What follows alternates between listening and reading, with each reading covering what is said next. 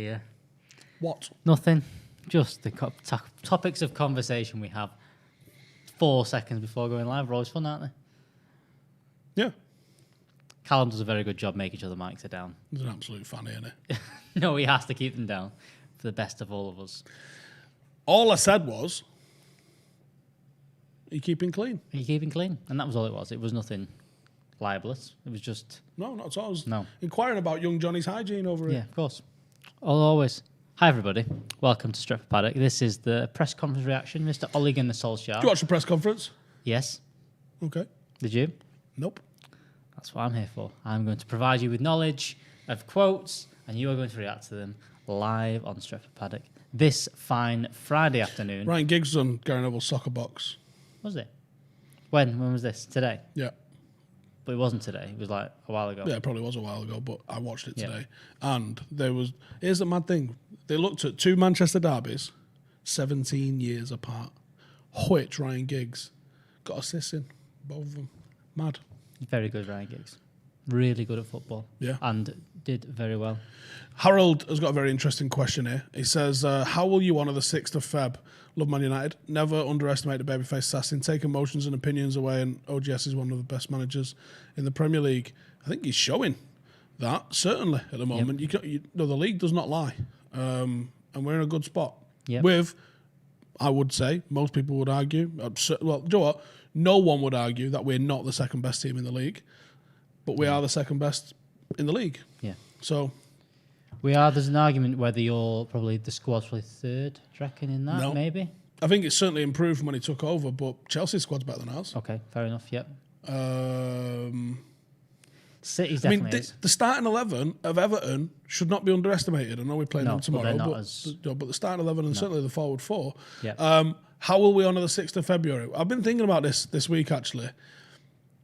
With COVID, obviously, we normally get my granddad down to talk to him about it. That's not possible. No. Same with any of our older contributors. Yeah.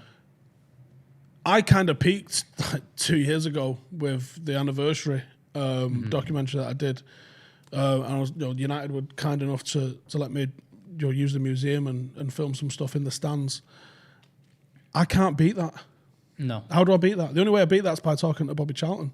Yeah, it's... So I was like, there's no point me even attempting to try to commemorate this in any other way. I'll just repost the stuff I've already done. Yeah, and it'll be one of those, the watch along will be on tomorrow, and we'll talk about it at times. We'll talk about it in the pre-show, and then the lads will obviously talk about it, because it's an important part of why Manchester United are, and why there's the connection to the academies and all this different thing that's gone on for, that stat of, this all comes out of that stat from, is it 4,000 games? We've over 4,000 games now. We've Not had quite, an academy player. 3,800 and something. Something ridiculous like that. I've had an academy player in the squad, and how that shaped the success after such a tragedy in Europe, when it was probably the best team at that point doing that. It's an important thing for people to understand that's why we hold things. That's why we support our youth more than anyone else, and that's why that tradition goes through the squad.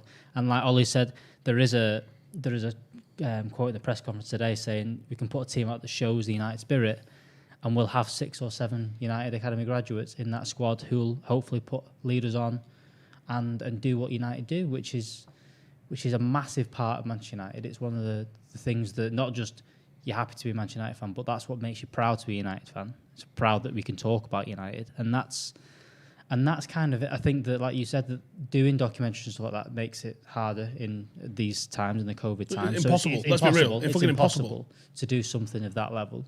So we'll do what we do. We need to do every year. You mark the occasion, you talk about it, and you educate people that don't quite know the full story about it. Try your best to do that, and just remember that is the history and why everyone's so proud to be a United fan. Yeah, and the fact that within 5 years, winning the FA Cup was not far off like winning the Champions League is now. Yeah. The FA Cup was the biggest thing, really. The league's always had a very special place for everyone, but the FA Cup was that magical sort of thing. We won the FA Cup 5 years after Munich. That's fucking mental. Yep. To think that we did that. And then obviously Sir Matt put together his second great side. His babes were his first great side. Yeah. The Trinity side, you're talking Nobby Stiles, rest in peace. You're talking George Best, rest in peace. You're talking Bobby Charlton, Dennis Law. 3 Ballon d'Or winners in one team. I don't think people fully understand the magnitude of what he managed to achieve there. And this is a time when you had to win the league to get back into Europe. So it's not like now. No. Whereas, there's 4 English teams in Europe every single year. There'd have been 1, and you could have gone out in the first round later. Yeah. To then get back into Europe, I think we got to the semi-finals, I think, in 66, something like that, after we won in 65. We win the league again in 67 to have another go at it. It takes that long to be able to get back into it. And obviously we go the whole way, winning it against Benfica in added time or in extra time at Wembley, of all places. Phenomenal achievement. And by all accounts, Matt slayed the ghost of Munich. That I can't imagine the mental aspect of being Sir Matt Busby, being the personality that pushed this club to go into Europe. Probably a lot of guilt about what happened because he was so forceful in pushing us to Europe. He finally gets to put that to bed by winning the trophy and the justification of making United the best team in the world again. I can't imagine, but as soon as he won that, it was done. He'd given everything. He'd given his entire life to get to that point, and then the team fell to pieces following that. And it took us 26 years to get back to that mountaintop with Sir Alex Ferguson. Yeah. Madness. And it's all intertwined. Yeah. For all the people like, stop going about history. Why don't you pick a new club every morning when you wake up? The history is who we are. Yeah. And to do that, you then have Sir Alex Ferguson, who did it with those teams, but then to get to Europe and win Europe with, again, 5 or 6 academy graduates in the squad, and then to do it 10 years after that, again, with the same academy graduates that have built that team, is an amazing achievement. And that's where I said, and that stat, I said, I go back to every time. There's a guy on Twitter does it before every single game and just says, this is the 3,900 game that Manchester United have had an academy graduate in the match day squad, which is an amazing stat and one that we definitely are proud of. Well, yeah, there was a bit of worry, wasn't there, when Jose came? Like, if he fucking breaks that chain, I swear to God, we'll be burning torches outside the hotel. Marcus was at that point where he was. Found himself in every squad. Jesse was in a lot. Paul Pogba got signed. Pogba counts.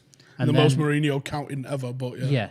But and then Scott McTominay kind of got himself into that point where Mourinho loved him and things like that. So even Mourinho still had a little bit of, managed to keep that a little bit in those times. He fucked up one record though, which was we'd had a debut, academy debut in every season, up until I think Jose's second season, because in his first season I think he gave out all them debuts on the last day of the season. But because he'd given out all them debuts on the last day of the season, people who maybe would have got the debut the following year didn't have the opportunity. There was no debuts the following year. So I think Jose's second year he did break in. I think that went all the way back to 1981 with Whiteside. Wow. So even though he was still playing academy players, there wasn't. I mean, it's not a big record. It's just a bit of a trivia one, really. Yeah. That there was an academy debut every single year under him. But Solskjaer's been keeping that one going. So he has. Yeah. So moving on. No, he didn't. Nico says, did he also break the record of an academy player actually playing in every game? No, it went from playing in every game to being in the squad under Fergie. And I think it was an Arsenal game in about 2009 or 10, something like that, where we didn't have one that started. It was the back end of Giggs, really. Yeah, so Giggs and Scholes just back end of Giggs, who then played another 5 years after that and was still pretty good, which is again madness. Yeah, that was when it switched from being one in the squad to one playing every game, which is mental. Yeah, the only teams that can come close to the record United have got is Ajax and Barcelona. That's it. And even still, and Ajax is like 20 odd years, and Barcelona's is like 13. Not pre-war. Like that's 80 years. That's absolute madness. Ollie was talking as well today about the 9-0 win and how the squad's kind of reacted to that. He said, what the boys took is we did the right things, we kept good habits, no one will get carried away with the scoreline, play against 10 men for the full game, and that's demoralising when they lose players like they did. So kind of playing it down a little bit. The media's done a very good job at that by just blaming it on VAR, even though we were 6-0 up when the VAR decision. And we'd have had an extra goal in the first half if it wasn't for VAR anyway. So, forget that. But again, the media's done that, but Ollie's kind of played it down a little bit and said, look, 10 men for 89 minutes. As soon as we got that first couple of goals, we were always going to win that game. He was confident of that. But you can't. How many times have you seen 10 men defend like their lives are on the line and be successful? And not just that. In the Moyes, Van Gaal and Mourinho, we scored 5 goals 3 times or something like that. We scored it. And 2 of them was under Moyes, I think. And we've scored it 9 times under Ole Gunnar Solskjaer. Madness. And 9-0, equaling the best scoreline in the Premier League. You can't knock that. No team.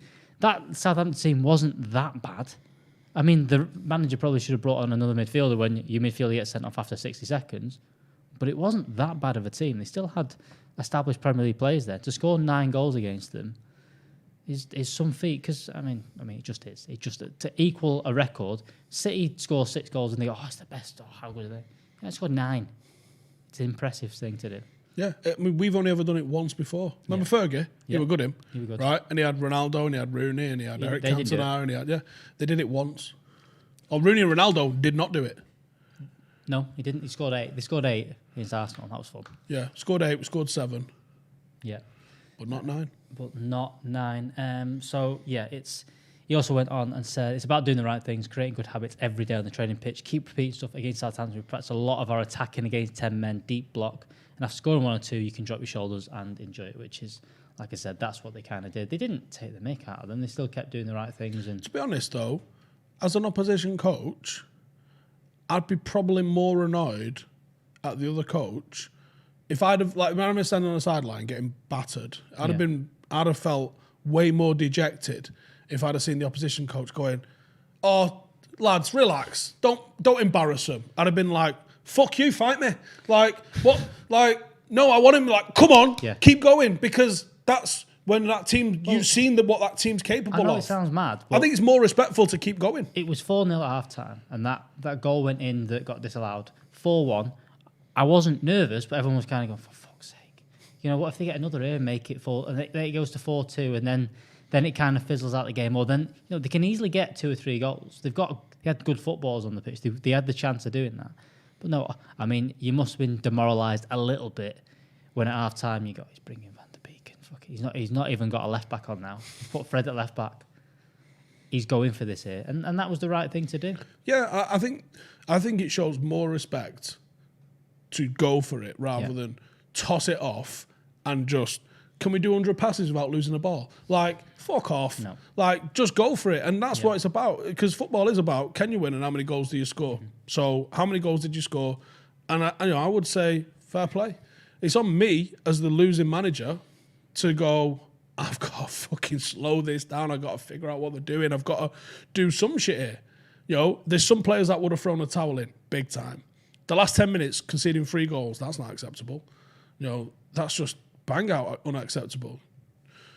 You've got to figure out, you know, which players started throwing a towel in, which players aren't up for the fight. You know, this is your job. And I say it's down to the manager as well, because he started with 3 forwards on the pitch. They get a midfielder sent off within 80 seconds, and then they didn't change it. They didn't bring on a midfielder and try and set it up. They put Danny Ings at left midfield, which was never really a defensive move, was it? And so their manager has to take a little bit of respect for that as well, and has to look at himself. To lose twice 9-0, doesn't matter whether you've got injury, suspensions, red cards or whatever. It's not good luck losing twice 9-0.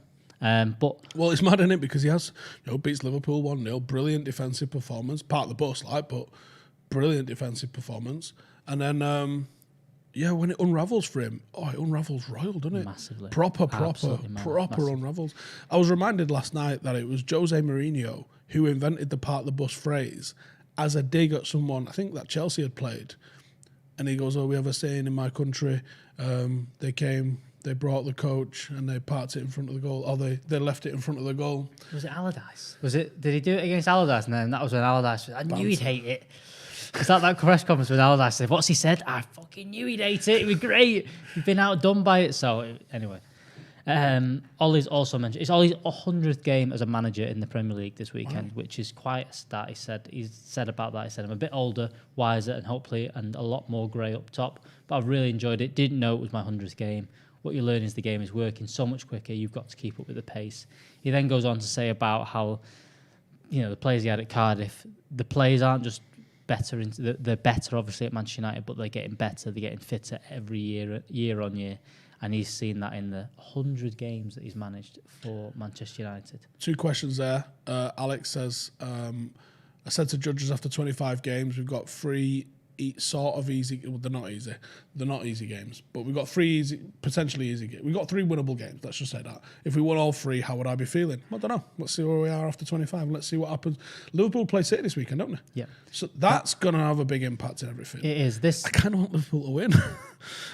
Does that mean that I think that we might be in a title race, or am I just off my fucking meds? I'd love a 0-0. That would be fantastic. A really good 0-0 with a couple of red cards would be brilliant. Oh, nice. Like a double, all-in brawl. Bench clearing brawl. Yeah. Oh, yeah. Or someone that absolutely snot one on Pep. It'd be good if Diaz brought down someone in red card, last man. But he was outside the box. Liverpool couldn't score. So Diaz is suspended for 3 games. They lose a couple. That'd be ideal. No one hurt. Another question there from Cal. He says, when does Ollie move Greenwood to the 9 role, and does this push Marshall back out to the left to compete with Rashford and by right winger? For starters, we need a right winger in. Yeah. Doesn't matter what you do with Marshall, Greenwood, anyone in your right winger. And for 2, I think Mason he's going to end up as a number 9. And, he's that Van Persie sort of style of 9 where, and I think he's definitely going to be learning off Cavani when you read some of the stuff that they've both been saying about each other. But I also think he needs to get on the fucking deadlifts and protein shakes. He needs to get big. He needs to get bigger. And he also needs to get jacked. He needs to buy himself a headband. Needs to put some 80s rock music on. And needs to just fucking wear neon and get after it. Yeah, start running. Just get huge. Jacked. And also, he's got to work on things in the air as well. I think that's where you saw what Ronaldo did from when he first came into the team. First came into the team. And then you go, what he was like in 06, 07, is he changed because he became one of the best headers of the ball. So not only have you got someone that's going to run at you all game, you've also got... Yeah. So, you can't even just say, right, we'll just put the quick wing back against him or full back against him. You're like, well, no, you need the tall one as well because he's going to beat everybody in the air. Go see Mick Clegg, yeah? Mick Clegg's got Atlas stones in his gym, right? You ever see a skinny person even standing near an Atlas stone? In fact, Callum, you ever even seen an Atlas stone? Yeah, Callum doesn't know what an Atlas stone is. That tells you everything you need to fucking know. In that gym, you've got hairy-ass motherfuckers with big derbies who are jacked and tanned. And that's what you need Mason Greenwood to kind of... Yeah, and people are going, well, United players aren't going to go to some fucking hairy-ass gym in Ashton, of all places, are they? Aren't they?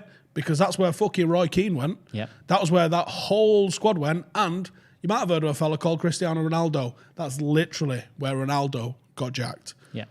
Why not? It needs to happen. It needs to happen. He needs to get big. I think that's where him becoming a 9, because at the minute he's still a little bit lightweight,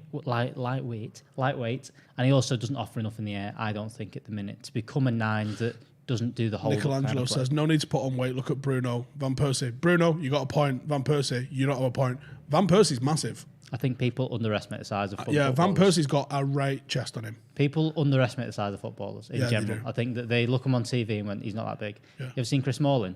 Yeah. Oh you my seen God. Rio? Rio's got an ironing board for a chest. You're like, fucking size. You look like you could play rugby league, mate. Yeah, I think people underestimate... Van Persie wasn't small. When people look at Rashford now and go, he looks a bit skinny. He's not skinny. He's not in the slightest. And Van Persie certainly wasn't skinny.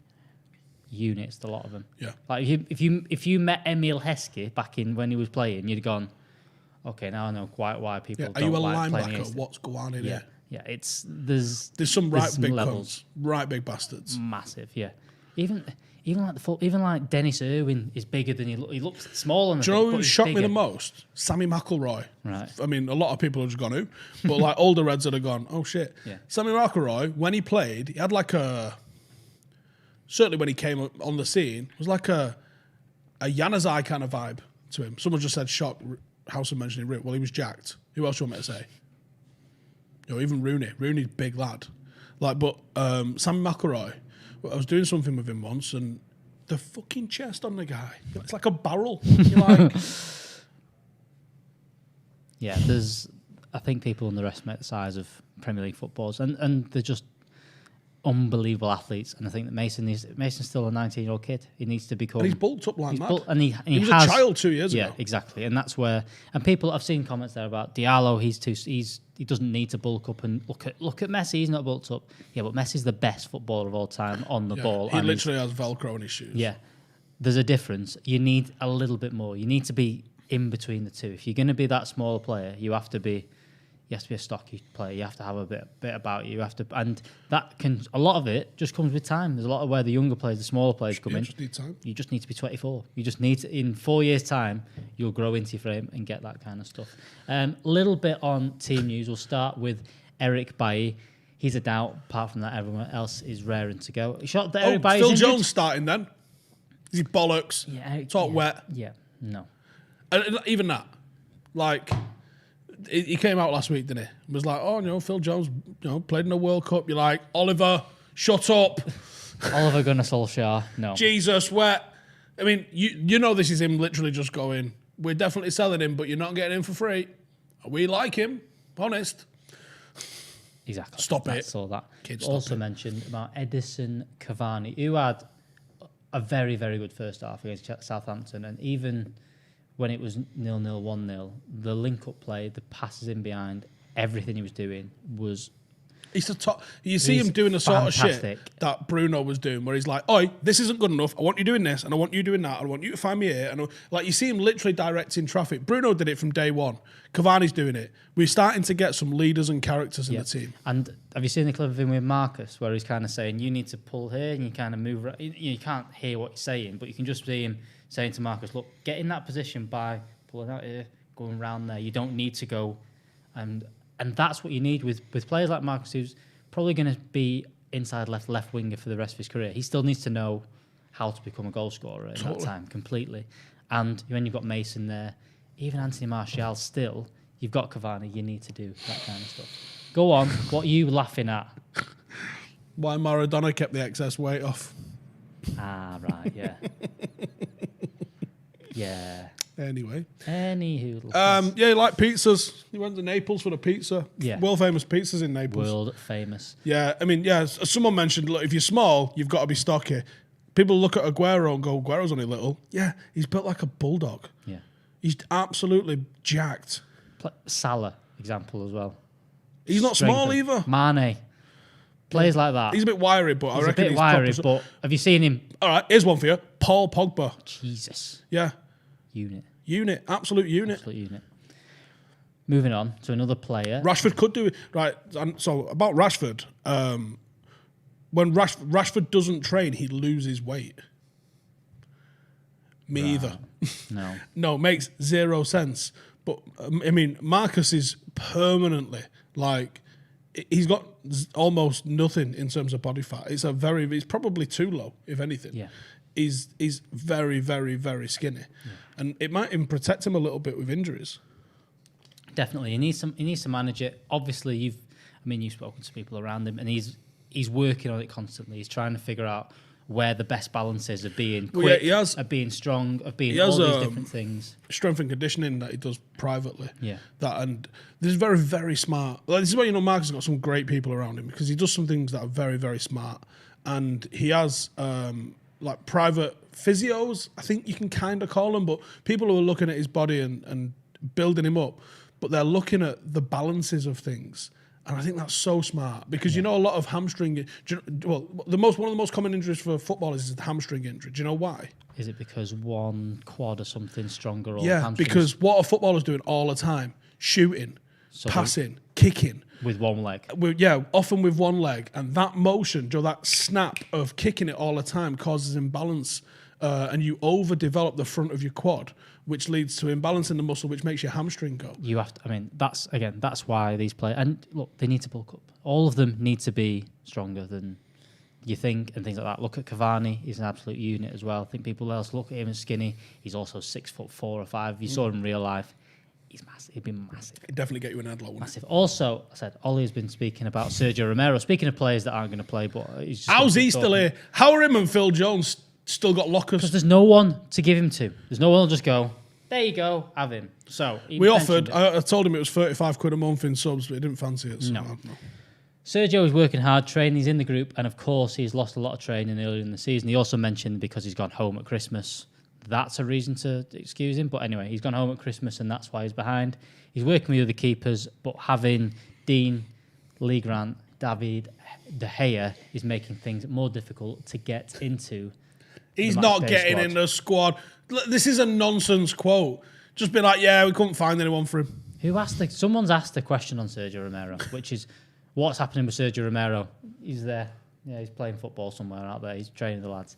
That's what it is. We're trying to find. We couldn't shift him on. The other option was Everton, who need a goalkeeper. We're not giving you him because you're right on our tail. Because at the start of the season, everyone was going, fucking Everton are quite good here. And they were, and still are. If they'd have had Romero instead of T-Rex arms, they could have been right on top of us. What are you laughing at? You called him T-Rex arms. He's not even playing, he's injured. But I think Pickford is ruled out. Yeah, so I put him in my 11, so you might as well get your comments in now that Pickford's not playing. I fucking know, but it takes a day to edit. Yeah, so Pickford's not in the team. So yeah, that's all his team.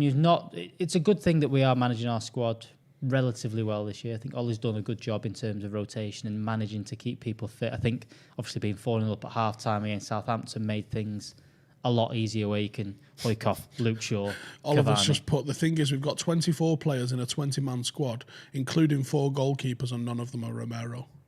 That's a very, very Jesus, that's a right... Joe, Oliver, that's the best sentence I've read all day. Well done. You've got 24 players in a Have a day off. 25-man squad, including...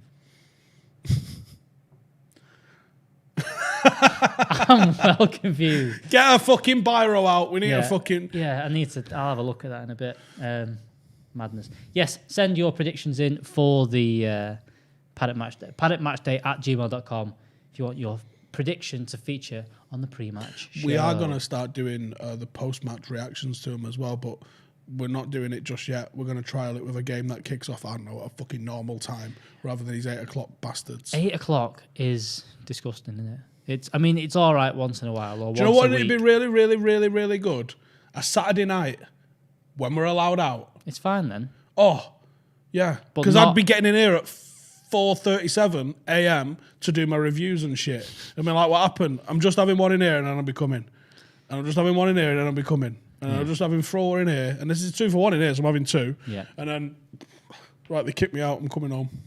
So, yeah, we're going to trial it in a few weeks where we can, when it's not 4 o'clock in the morning when we're leaving anyway. I think everyone's getting home at like 1, 2 o'clock this week anyway. So when it's not like that, we're going to have a beer and a bit of a post-match reaction and get your guys' thoughts as well. Jacob says Cruyff was skinny as fuck. He was. He also played in the 70s. Yes. Like, you want to see, like, Nobby Styles? There's nout to him. Yeah. Just a nutter. There's a big change in what's happened. In the 90s, people found supplements. They also probably found Mexican supplements. And some people have got absolutely jacked. And the game has just gone bigger and bigger and more athletic. Not to the same state as like some sports. Some sports have just gone madness. Like golf. Oh, he was not... Yeah, I'm not talking about golf. But yeah, like some people have just gone nutty with it. And you can still be a small, technical, non-athletic player like a Juan Mata. There's still room for those in the game. But you've got increasingly. But not just that. You have to be levels and levels and levels levels ahead of everyone. People need to shoot a cannon at you. Yeah. And not just that. You need... And you better be able to control it. You need to be able to control it. But the level of how good you need to be without being any kind of physicality is ridiculous. You look at Ronaldo at 18, Messi at 18. There was nowhere near comparisons. Yeah. But because Ronaldo became not only one of the best technical players, but is now a beast. One of the most athletic players. The most athletic. That's where he got to that level. There's a lot of players that don't do one or the other and can get past either way. Look at the likes of Jan Molby, right? Jan Molby's not getting... Razor Ruddock, they're not getting a shirt. Warren Barton. These dickheads ain't getting a shirt nowadays. It's not happening. No, not in the slightest. Have you got it not tapered? What else have we got here? Yeah, and George Best. George Best was honestly like Messi size, probably smaller than Messi because he was really skinny as well. Do you like that 60s version of Best? He put a bit of timber on with a drinking, I think, towards the 70s. But there was nout to him. Ross, right? Give it a like if you hate not going out. Yeah, give it a like. Not the show on BBC Two, like just not being able to go out. It's shit, innit? What, not going out or the Lee Mack What show? did I read the other day? Oh, it was last night. I was reading something which said restrictions aren't going to be lifted until we're down to 1,000 infections a day. So I was like, okay, let me have a look. When was the last time we had 1,000 infections a day? August. Oh, shit. Because when you look at the graphs, that's when it's like, doesn't look like there's anything. It's like, we had 68,000 last week. Yeah, but also, we're not fucking going out, the vaccine's getting there. 10 million now, done. Once that's down to like 40 odd, be all right. Once they've vaccinated 40 million, did you just say that? Yeah. Once they've vaccinated, right, for starters, why aren't they doing it like a 24-hour Asda, right? They are. Because if they said to me, Doing you can get, now. yeah, but is it 24-hour? No, it's not, right? If they said to me, you can have the vaccine, but you've got to come to this 4:55 appointment, I'd have been fucking sound, I'm there for you. Yeah, but the thing is also, if you have, while we're talking politics on a press conference reaction show, but anyway. It's not politics, this is relevant. Okay, I want to go to a fucking match. Yeah, so do I. We all want to go. We all want to go to there. I want to go to the match. I want to fucking kiss strangers in the ground. Do you know what I mean? I miss this. I miss being gripped by men. Okay? I don't know. Yeah. It's my favourite part of my week. Speaking of that, Sunday, we're doing something, aren't we, as well? Oh, Super Bowl Sunday. Super Bowl Sunday. We are... Super Bowl Monday morning, really, isn't it? Super Bowl Monday morning. We're doing like 4 different shows in one. It's going to have 5 things we learned about the Super Bowl at 4 o'clock in the morning. I mean, that's on the schedule. That ain't happening. We're having the return of Late Night Live at about 2:30. So it's Monday morning live. Yep. We're also having... Don't tell me what to do, Callum. We're also having a Wing It special. Yeah, we've got Wing It. Basically, me, Al, Ronaldo, Joe McGrath, Joe Smith, because that's about as many people as you're legally allowed in a room. Yep. Are going to be doing... Sat miles apart. Watching the Super Bowl. Doing a rundown, a Super Bowl, and... We'll talk about transfer news as well in there. We'll talk about anything in there, because absolutely. We're going to be live for about 5 hours. You might as well start clipping it up and sending it to lawyers, because there's going to be some wild shit said. It'll be fine. So that's on my Twitch. You better find that. So that's Twitch. That's Steehausen. Steehausen. That's Steehausen. What else do we have? Here's what I know about American football. I thought the Green Bay Packers were playing, and they're not. So look forward to more in-depth insight like that. Exactly. Let me have a look. What else have we got? People talking about the Bucks and Brady. People going on about, you can't support the Bucks, they're a Glazers team. We always support a Glazers team. We do it every week. Pretty much support a Glazers team right now. Well, we really do. That's we really what we do. support a Glazers team right now. So if you want to support another one, fair play to you. It doesn't really matter, does it? So it says Packers got close though, Stephen. Not bad. I've just decided they're now my team, and I'm going to go on a big rant on Monday morning about why the ownership needs to change. The manager's got to go because we didn't get to the one Super Bowl I was looking forward to watching them in. Okay. Yeah, United probably playing for Brady's wages. That's why we didn't get Sancho. They signed Tom Brady instead. There's a fucking real chance. There is a good chance that happened. What else? Anyone have any other questions? What should we expect from Diallo's debut? He's playing against Blackburn in the 23s again tomorrow, or I think it's tomorrow, playing in the 23s. So I don't expect him. Maybe in the squad against West Ham on Tuesday night. If not, I don't think he'll get there until the Europa League games later on this month. So maybe in the squad against West Ham where you can have 5 subs, and if we're winning, great. If we're not, you're not coming on, mate. But then Europa League potentially coming on. Yeah, I think Europa League's probably the one where he's going to get his opportunity. I mean, he looked fantastic against Liverpool, but the thing is, consistency. It's the consistency. It is the consistency. It's all about consistency. And that's that. But yeah, if you want to come and join us over on Twitch on Sunday evening, obviously we'll be back tomorrow. I'll be back in an hour for the brew at 4 o'clock with Jay Motti. We've not changed that name yet. So when we used to be Mint. When we used to be Mint podcast. Remember when we were Mint podcast? Yeah, which is essentially what it is. We call it the brew because that's the short yeah, it's of the it. brew, but it's Remember When We Were Mint podcast with you and Jay Motti. Also coming out, there will be a preview going out. Jay Motti is on that one later on. And then it's the watch along and stuff all day tomorrow, isn't it? We've got all that later, an hour and a half before kickoff. So we're kicking off at 8 o'clock, 6:30. We will be going live. Remember 3 o'clock games? No. You used to complain about them. No. Didn't really have I don't remember. No. But yeah, we'll be doing that, all of the match day coverage and everything, and then we're back in on Sunday. We're probably going to do a live on here before we start. Yeah, we're going to do some United stuff on Paddock live in the afternoon, and then we're going to do Super Bowl. We're not going to make it on Twitch. We will, of course we will. We're not going to make it till 4 a.m. We certainly are. Just you need to have a lie-in. You met my daughter, right? Now and again. Right. Yeah. I need to have a nap, maybe. Sleep outside. We get a nap in a car. Yeah. Go to my Sleep mum's here? and try and get in bed for a bit. Exactly. thinking about doing a 5 things we learned about Stretford Paddock FC this season. Well, you've done one of them before. In the season? In the season. Because it's over, isn't it? I don't want to admit it. National League North just called it, I think. Great. Just null and voided it. There's no way we're going to keep There's not. No, the Lancashire and Cheshire Saturday League is not going to keep playing if the National League North can't get... They struggled to get those games called off because of snow and shit. And now they've got to catch them up as well as it being off. If anyone plays Footy Manager 20, for a tangent for you... We're good at tangents. There is a download you can get which gives you the full English pyramid, of which the Lancashire and Cheshire League is in there. So you could play a Stretford Paddock. That's mad, innit? It's obviously on an expansion, but if you're interested in it, you could potentially play a Stretford Paddock. I added Akira and Isaac to Curzon Ashton the other day, and they were both 5-star players in a conference team. I was like, Jesus. Jacob OC is asking, do I have to sign up to watch it? No, you don't. Well, I think you have to sign up to Twitch. No, you don't even have to create sign an account. up. Just click the link, it'll be on it. But there's Twitch is a lot better when you signed up and stuff. All the chat and stuff is a lot better, I think, if you've got an account. But it's just another account like you do elsewhere. We've not got any subscription stuff yet, but we are working on that. We're going to do a Stretford Paddock one in the future once we've kind of figured out our Twitch studio that we're all creating and all the new stuff upstairs. So we will be doing more Twitch stuff for Stretford Paddock, more Twitch stuff for Stephen Howson and all that good stuff. Yep, so I'll be back in an hour and a half with Jay talking about when we used to be good. And we'll say until then, see you in a bit.